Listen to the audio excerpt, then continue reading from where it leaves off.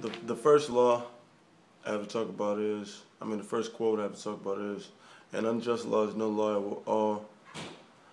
It's basically uh, Martin Luther King talking about an unjust law isn't a law so you can break it. Basically like how the early Christians broke the law of the Romans, how early Americans broke the laws of the British when they had them in captivity, and basically the Civil Rights Movement is basically the same thing as that.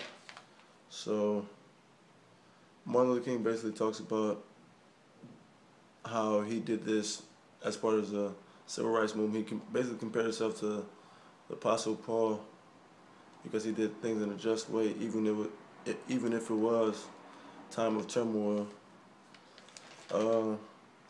He also said oppressed people cannot remain oppressed forever. You must do something about something if it's wrong, even if it is against the law. And that's what they did during the Civil Rights Movement. So that's what he was talking about in that instance. He also said he heard white ministers say that the Civil Rights Movement, segregation, integration, all that was social issues.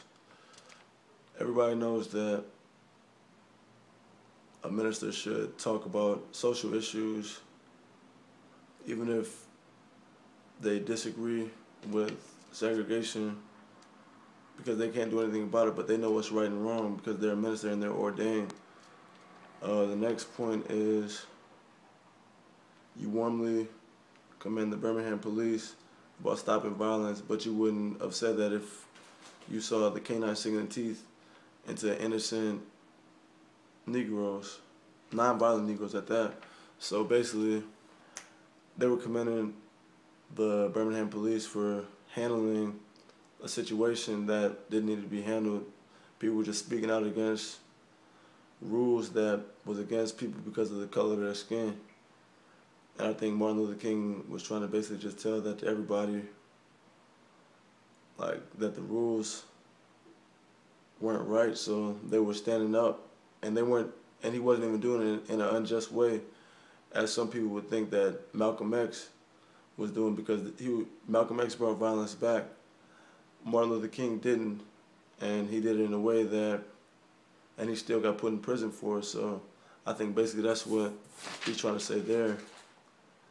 Nonviolent action was basically seen as acting out against the society and against how people were doing things at that time. So they took that as disrespect to the police, and they were taken to jail just for basically speaking their mind. I think you can basically compare like how gays are right now, like doing all the marches and things, to the Civil Rights Movement. I think that is without a cause, but this was a cause.